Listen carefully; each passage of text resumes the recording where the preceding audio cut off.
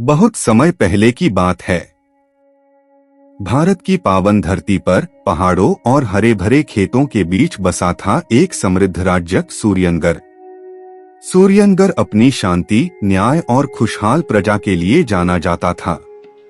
इस राज्य का राजा था राजा धर्मवीर। वह कम बोलने वाला, गहरी सोच रखने वाला और हर बात को धैर्य से सुनने वाला राजा था। लोग कहते थे, राजा धर्मवीर की चुप्पी भी एक फैसला होती है। राजा के पास शक्ति थी, सेना थी, खजाना था, लेकिन उसके चेहरे पर हमेशा शांति रहती थी। राजा की पत्नी थी रानी सौम्या देवी। रूप ऐसा कि जैसे चांदनी महल में बस गई हो। हर कोई उसकी सुंदरता की प्रशंसा करता था, लेकिन उसी सुंदरता के साथ साथ उसके मन में धीरे धीरे घमंड भी बढ़ने लगा था। रानी को अपने रूप, अपने पद और अपनी शक्ति पर बहुत अभिमान था। वह दरबार में आने वाले मंत्रियों से भी ऊंचे स्वर में बात करती और सेवकों को तुच्छ समझती। राजा सब देखता था, सब समझता था, लेकिन कुछ कहता नहीं था। दरबार की खामोशी। एक दिन दरबार में राज्य के मंत्री एक महत्वपूर्ण समस्या लेकर आए। फसलें खराब हो रही थीं। गरीब किसान परेशान थे। मंत्री बोले, महारानी, प्रजा को सहायता की आवश्यकता है। रानी ने कठोर स्वर में कहा, राज्य की तिजोरी कमजोरों के लिए नहीं है। दरबार में सन्नाटा छा गया। सबकी नजरें राजा धर्मवीर पर टिक गईं। लेकिन राजा ने अपनी आंखें बंद की और फिर भी चुप रहे। रानी के मन में विचार आया, जब राजा ही चुप हैं, तो मेरा ही आदेश अंतिम है। और उसी क्षण रानी का घमंड एक नए रास्ते पर बढ़ चला। दरबार में उस दिन अजीब सी खामोशी थी। रानी सौम्या देवी अपने सिंहासन पर सीधी बैठी थीं। चेहरे पर कठोरता और आंखों में अहंकार साफ झलक रहा था। उन्होंने ऊंचे स्वर में घोषणा की, आज से सूर्यनगर में कर दुगुना किया जाता है। मंत्री घबरा गए। एक वृद्ध मंत्री ने साहस करके कहा, महारानी, प्रजा पहले ही कठिनाई में है। यह आदेश राज्य के लिए भारी पड़ सकता है। रानी की आंखों में क्रोध भर आया। जो राज्य में रहेगा वही नियम मानेगा। सवाल करने की किसी को अनुमति नहीं। सभी की निगाहें राजा धर्मवीर पर टिक गईं। सबको लगा आज राजा बोलेंगे, लेकिन राजा ने बस गहरी सांस ली और फिर चुप रहे। रानी का बढ़ता घमंड। राजा की चुप्पी को रानी ने अपनी जीत समझ लिया। उसने मन ही मन सोचा, राजा भी मेरे सामने कुछ नहीं कह सकते। अब रानी बिना मंत्रियों की सलाह के फैसले लेने लगी। गरीबों के लिए अनाज कम कर दिया गया और सैनिकों को सख्त आदेश दे दिए गए। महल में ऐश्वर्य बढ़ता गया, लेकिन राज्य की गलियों में भूख और डर फैलने लगा।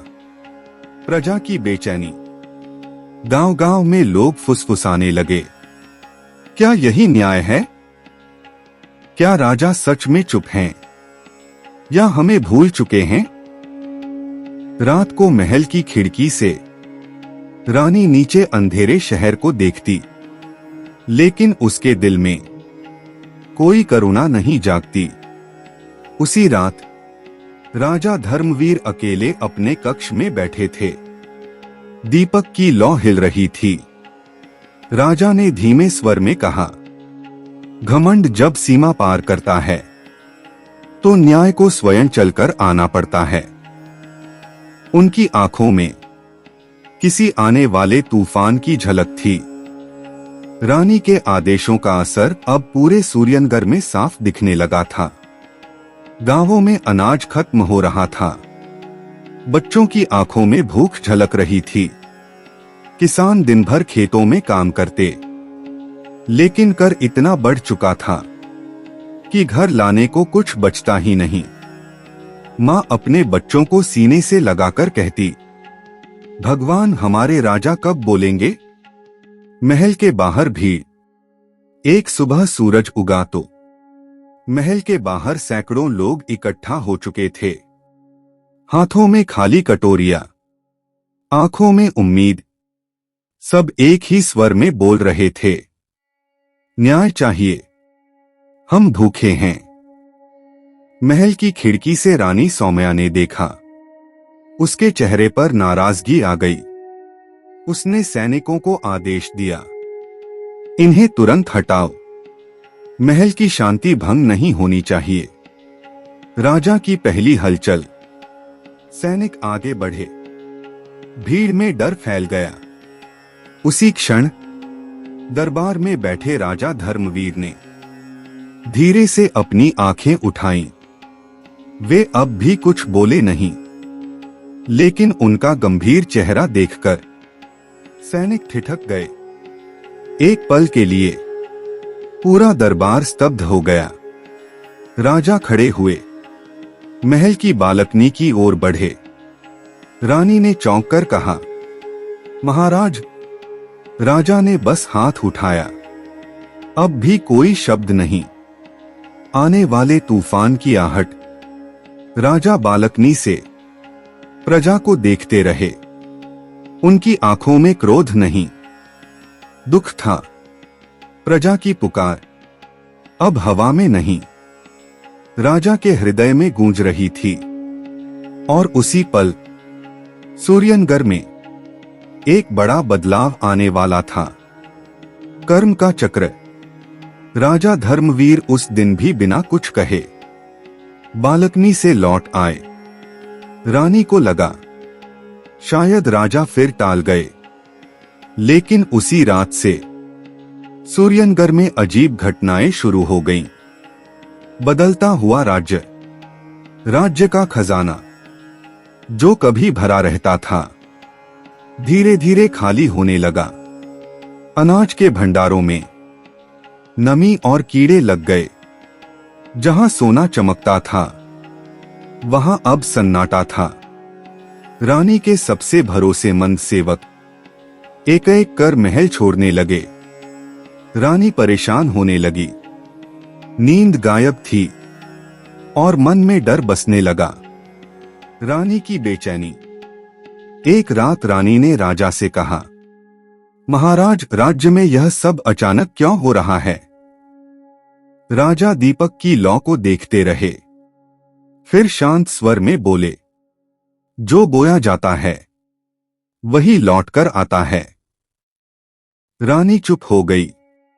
उसके मन में पहली बार अपने फैसलों की गूंज सुनाई दी। कर्म की मार। अगले दिन राज्य में भारी वर्षा हुई। फसलें बह गईं और लोगों का दुख और बढ़ गया। प्रजा अब कहने लगी, यह राजा रानी की परीक्षा है। रानी की आंखों में आंसू भर आए। घमंड की दीवार धीरे धीरे दरकने लगी थी, लेकिन अभी कहानी खत्म नहीं हुई थी। न्याय को सामने आना बाकी था। अगली सुबह सूर्यनगर के इतिहास में एक अलग ही दिन था। राजा धर्मवीर ने आदेश दिया, आज खुला दरबार लगेगा। प्रजा भी आएगी। महल के बड़े प्रांगण में मंत्री, सैनिक और आम लोग सब इकट्ठा हो गए। रानी सौम्या देवी का सिर झुका हुआ था। वह पहली बार अपने सिंहासन पर असहज बैठी थी। राजा का पहला बड़ा वचन। राजा धर्मवीर खड़े हुए। पूरा दरबार शांत हो गया। उन्होंने गंभीर स्वर में कहा, मैं चुप इसलिए था क्योंकि घमंड को शब्द नहीं, अनुभव सिखाता है। सब लोग स्तब्ध रह गए। राजा आगे बोले, यदि मैं पहले बोलता तो यह केवल आदेश होता, लेकिन अब यह न्याय बनेगा। बड़े फैसले। राजा ने एक एक कर आदेश सुनाए। बढ़े हुए कर तुरंत समाप्त, अनाज भंडार प्रजा के लिए खुले, गरीबों पर हुआ अन्याय माफ, प्रजा की आंखों में उम्मीद लौट आई। राजा धर्मवीर की जय का नारा गूंज उठा। रानी का टूटना। रानी सौम्या आगे बढ़ी, उसकी आंखों से आंसू बह रहे थे। उसने कांपती आवाज में कहा, महाराज, मेरा घमंड ही इस दुख का कारण बना, मुझे क्षमा करें। राजा ने उसे देखा। उनकी आंखों में क्रोध नहीं, केवल करुणा थी। अब बस एक अंतिम अध्याय बाकी था, जहां घमंड का अंत और न्याय की सच्ची शुरुआत होनी थी। खुले दरबार के बाद सूर्यनगर की हवा बदलने लगी। अनाज के भंडार खुल चुके थे। भूखे बच्चों के चेहरों पर मुस्कान लौट आई थी। प्रजा के बीच यह बात फैल गई। राजा ने देर से बोला, लेकिन न्याय पूरा किया। रानी का परिवर्तन। रानी सौम्या देवी अब पहले जैसी नहीं थी। जिस रानी के चेहरे पर घमंड झलकता था, अब वहां विनम्रता थी। वह स्वयं गरीब बस्तियों में जाने लगी, लोगों का हाल पूछती और उनकी सेवा करती। एक दिन उसने प्रजा से कहा, जिसे घमंड होता है वह सच नहीं देख पाता। आज मैंने सीख ली है। प्रजा ने उसे क्षमा कर दिया। राजा का अंतिम संदेश। एक शाम राजा धर्मवीर महल की बालकनी में खड़े थे। रानी उनके पास आई और बोली, महाराज, आपकी चुप्पी ने मुझे बदल दिया। राजा मुस्कुराए और बोले, कभी कभी सबसे बड़ा उत्तर मौन होता है।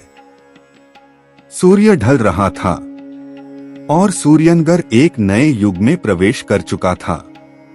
कहानी की सीख, घमंड आवाज से नहीं, धैर्य और कर्म से टूटता है, और सच्चा न्याय समय लेकर आता है। अगर आपको यह कहानी अच्छी लगी हो तो चैनल को सब्सक्राइब करें, वीडियो को लाइक करें और अपने विचार कमेंट में जरूर लिखें। मिलते हैं अगली कहानी में।